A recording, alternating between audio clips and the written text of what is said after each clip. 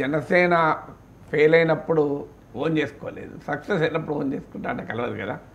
So అందుకే అంటారు victory has several fathers but the failure has none అని. So Pawan Kalyan Janasena పెట్టి 2019లో 14లో పోటీ చేయలేదు, 19లో పోటీ చేసి ఘోర వైఫల్యాన్ని పొందిన తర్వాత ఎవరు ఓన్ చేసుకోలే. ఇప్పుడు గెలిచిన తర్వాత ఎవరైనా ఓన్ చేసుకుంటారు ప్రజారాజ్యంకి రూపాంతరం అని.